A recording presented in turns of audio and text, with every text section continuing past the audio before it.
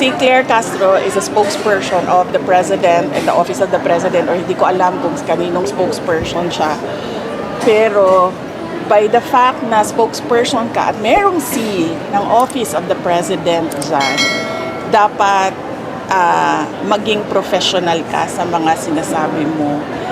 She doesn't have the liberty na tulad sa atin, no, na pwedeng magsalita ng kahit anong iniisip natin at kahit anong opinion natin. Kasi nagsasalita tayo para sa sarili natin. Pero kapag may scene, sa likod mo, sa harap mo, kung ano yung professionalism na hinihingi galing doon sa opisina na yun dapat ang ipakita at ibigay mo sa taong bayan. I don't see anything wrong with visiting persons deprived of liberty. Noong ako ay mayor pa, bumibisita ako dito sa Maa City Jail. Nagdadala kami ng mga regalo at tinatanong namin sila kung ano yung mga pangangailangan nila. Sa amin, sa Office of the Vice Mayor, sa amin, sa Office of the Vice President, meron kaming mga Thanksgiving na ginawa namin sa loob ng mga jails, tulad noong pagbisita namin sa Bacolod City. So wala ako nakikitang masama sa pagbisita sa mga tao tulad ni PRD at iba pang mga nasa loob ng detention. Wala akong nakikita na masama sa pagbisita kay Arnie Teves, kay Pastor Kibuloy, as I said, President Duterte, Senator Rodante Marcoleta, Senator Jinggoy Estrada, and Mike Defensor, kasi kilala ko naman sila and I think kaibigan ko sila. Hindi ko lang alam kung kaibigan nila ako, pero sa tingin ko naman kaibigan ko sila, and dapat tayo magpakita ng empathy sa mga tao and sympathy sa mga tao na deprived of liberty. Kasi I can only imagine, no, hindi yung physical na prison, but yung hindi ka na malaya na magawa kung ano yung mga normal at ordinaryong ginagawa mo sa buhay. So, let's give sympathy and empathy sa mga PDLs. Siguro, para klaro sa lahat ng mga kababayan natin, dapat pangalanan kung sino yung mga officials na tinutukoy niya na nagde-defend sa China over the West Philippine Sea issue. Kasi hindi pwedeng magbitaw ka ng gano'n na salita, hindi mo naman pangalanan yung mga opisyal, at syempre suspect, kahit ang presidente natin kasali sa suspect doon kasi walang pangalan, walang listahan ng pangalan. Personally, para po kay Pangulo ay hindi po siya magbibigay ng anumang komento patungkol dyan dahil ang nais lamang po niya talaga ay masunod ang proseso. Yun naman po lagi ang sinasabi ng Pangulo, masunod ang due process, masunod ang proseso, kung ano ang sinasabi ng batas. So kung ano yung sinasabi ng batas, kung ano yung sinasabi ng ebidensya, sana ay wag walisin, wag linisin, at pahinain ang katotohanan at lihisin kung ano ang sinasabi ng batas. Marami po kasing lumalabas sa impeachment ayon sa PCO na nag-aaktong mga lawyer na hindi dapat, dahil dapat maging impartial, manatiling walang bias ang mga senator judges. So hindi po sila mandato na walisin ang katotohanan. So wag silang magdala ng walis sa Senado. Yusek, as a trial lawyer, sino po inoobserbahan yung umaaktong mga senator judge na umaaktong lawyer for the defense?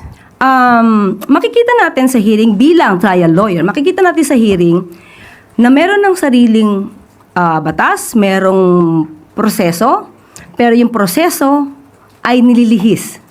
Iniiba ang interpretasyon at hindi hinahayaan ang witness na magtapos ng kanilang sagot. Ang judge po kasi, Sila po ay nagtatanong for clarification. Ang ibinabato nila ay clarificatory questions. Hindi po sila para mag-cross-examine ng witness. Hindi po sila dapat nakikipagdebate sa witness. Kasi ang mandato nila, kunin ang katotohanan para sa taong bayan, hindi para walisin ang batas, walisin ang dapat na malaman ng tao para lang pagtakpan ang kalokohan di umano ng iba. Another follow-up. Sige, go. Yusek, can we get any names? Napanood naman lang lahat ang impeachment trial. So, makikita niyo naman kung sino ang nagko-cross-examine ng mga judges sa Senado. Another follow-up, Kat Domingo, ABS-CBN. Undersecretary, based on the findings of the PCO and your observation, ano po yung most damaging or most biased statements from senator judges that you have heard throughout the impeachment trial? Na ang dapat managot lamang ay ang SDO. Nakalimutan na may head of agency. Successful yung paggamit ng pondo. Bakit successful? Bakit hindi natuloy ang mga pagsalakay? Bakit nahihinto mo? Kasi nga, kung meron ka mga informant na nakapasok sa person nila, malalaman mo ang plano nila. At pag nalaman mo, o di gagawa ka na ng kaparanan para hindi matuloy ang kalokohan nila. Iyon ang pinakapunto na dapat na maalala, maintindihan ng mga kumukontra kay Inday Sara. Naulit din yung sa previous na witness, Attorney Sala, meron din mga typo errors sa mga dokumento na kanilang pinakita. Ano pong komento nyo doon, Attorney? Wala, hindi masyadong importante yung mga typo error yan. Ang mahalaga dyan, gaya na sinabi doon.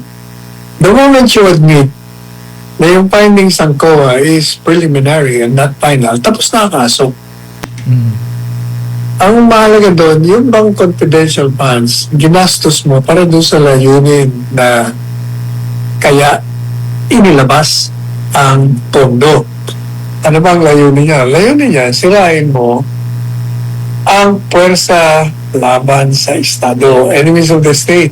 Kaya yung pinupunto ni Robin, Senator Robin Padilla, tama. Sabi niya, makikita mo yung success doon sa mga kalaban mo. Kasi yung mga NPA, mga rebelde, taon-taon, pag merong anibersaryo, meron silang sineselebrate, palagi silang merong ambush, may bomba, may pagsalakay sa gobyerno, government troops. The fact alone, sabi ni Robin, na walang nangyaring ganyan, ibig sabihin, successful yung operation mo against them. Successful yung paggamit ng pondo. Bakit successful? Bakit hindi natuloy ang mga pagsalakay? Bakit nahihinto mo? Kasi nga, kung meron ka mga informant na nakapasok sa person nila, malalaman mo ang plano nila. At pag nalaman mo, o di gagawa ka na ng kaparanan para hindi matuloy ang kalokohan nila. Iyon ang pinakapunto na dapat na maalala, maintindihan ng mga kumukontra kay Inday Sara. Na si Inday Sara, unang-una, gaya na sinabi natin, hindi siya humingi ng pondo. Binigyan siya ng Presidente Marcos Jr. ng confidential funds. Hindi siya humingi. Kasi nakita niya na bilang chairman ng NTF-ELCAC, maganda ang kanyang pamamalakad. Nagawa niyang i-reduce ang rebellion. Kaya binigyan siya ng pondo at ginamit naman ito dahil maraming ang nare-recruit. Maraming mga planong pagsalakay. Nasira niya nga yun eh. Yun ang mahalaga doon. Yung mga resibo, hindi na mga mahalaga yun eh. Pinasabi na nga ng testigo, hindi naman hinihingi yung mga resibo eh. Kasi may acknowledgement receipt na nga, tinanggap na nga na meron kaming proyektong ganyan. At ang tanong niya, yung bang proyekto mo naging matagumpay? Ayun, yun ang ebidensya doon. Wala, bagsak na nga ang NPA. At yung mga pondo yan, ginagamit sa kalaban ng